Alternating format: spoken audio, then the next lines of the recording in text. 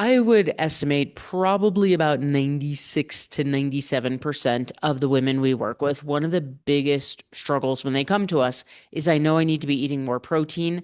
I don't know how to get more protein in. And it makes sense because most of us are just not used to eating as much as protein as our body actually needs. And we live in a society where meals are not really based around protein. Now, if you've hung out here before, you know a chef. I am not. I hate cooking. I am terrible at cooking. So my day is typically if I get breakfast in, I'm proud of myself. If I can get like a real breakfast in, I tend to have dinner. And then the rest of the day is just being filled in with snacks. I do a lot of snacking. I'm a big grab and go snack kind of person. So in today's episode, I want to share with you my 5 favorite grab and go high protein snacks. Check it out. Okay, so some of today's snacks are going to be vegan, vegetarian friendly. Some of them will not. I will be sure to point out which is which.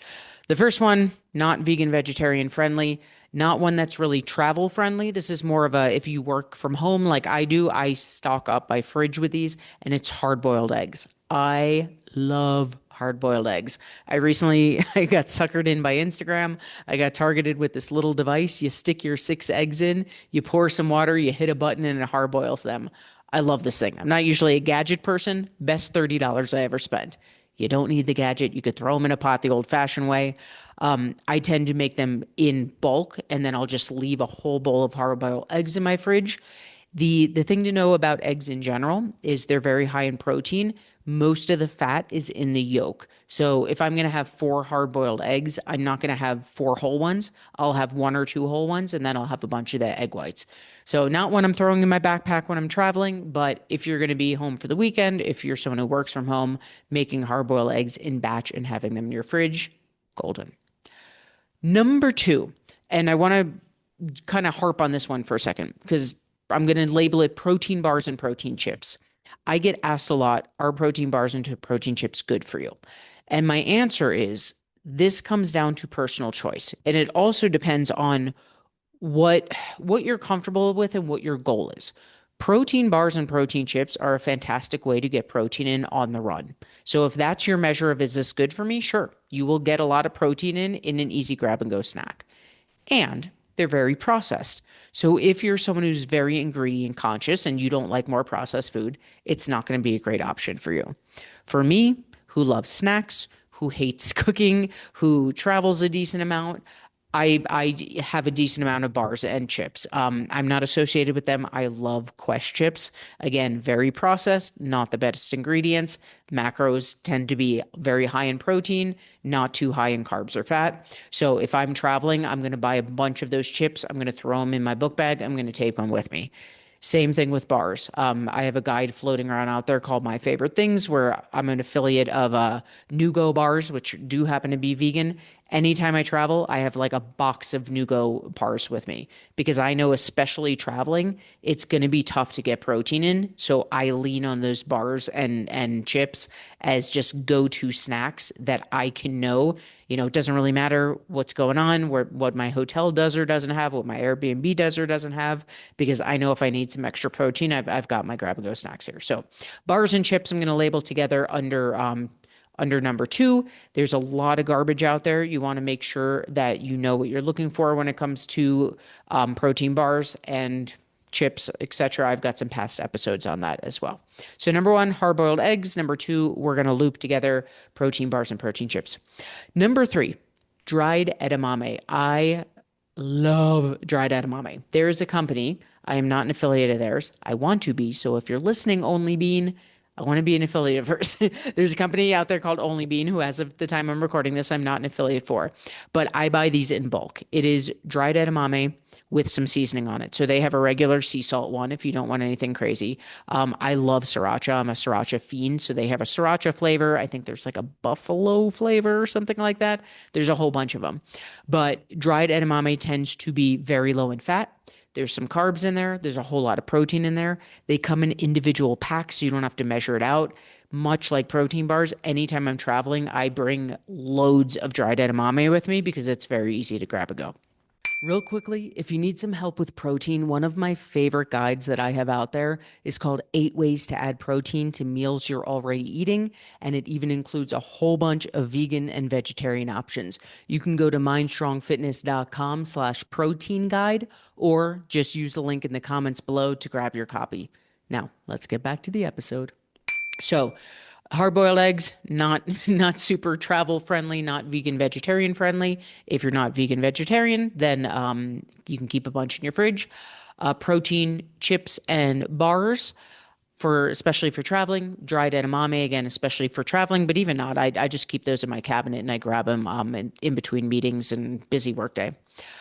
Number 4 out of 5, similar to the protein bars and chips, but I wanted to separate this, is protein shakes. Um, it's similar in the conversation of processed versus not, right? A protein shake is going to be more processed.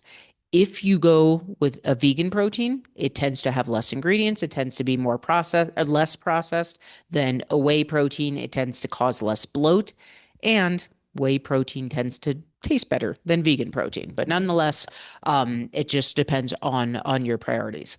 The big thing between bars and shakes is the other macros. So whether you, as long as you're picking a good one, is the bars and shakes are both going to give you a decent amount of protein. So a good protein bar, a good protein shake ideally has around 20 grams. If you can get a little more than that, fantastic, 20 to 30-ish. Protein bars tend to have more carbs and fat. Protein shakes tend to have less carbs and fat. So if you're looking for a strict, I need more protein without anything else, the shake is going to be your better bet.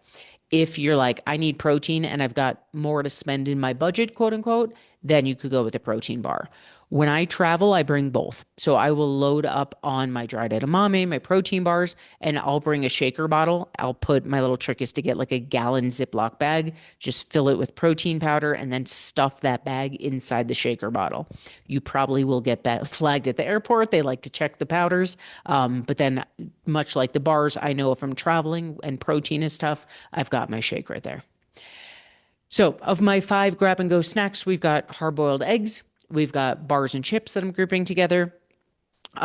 We have, what was number 3, dried edamame that I love, and we've got protein shakes.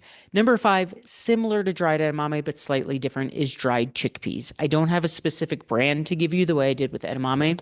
There's a bunch of them out there, but there's a lot of companies now that are taking chickpeas and adding flavoring to them. So one of my favorite ones, I don't know the brand name. When you have Indian food and there's very specific spices on it, that's like, ooh, that is solid Indian food.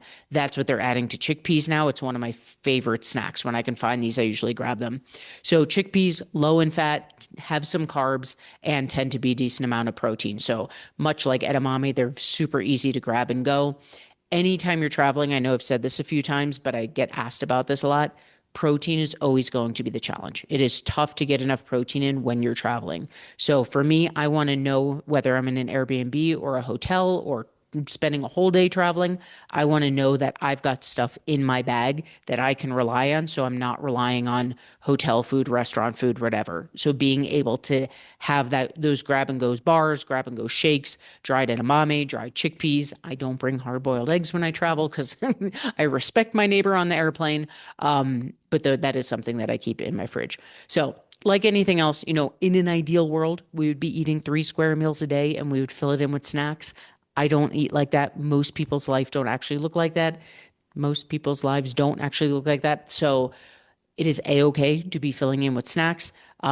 Which snacks you choose depends on dietary restriction, depends on your own preferences. Are you more comfortable with more processed food? Do you want less processed food? But the intention of today's episode is I get asked a lot about what are some easy grab and go snacks that I can take with me when I'm traveling. Those are my top 5. Hard-boiled eggs, protein bars and chips, dried edamame, protein shakes, roasted chickpeas. The list goes on and on, but those are my 5 go-tos. I hope this helped.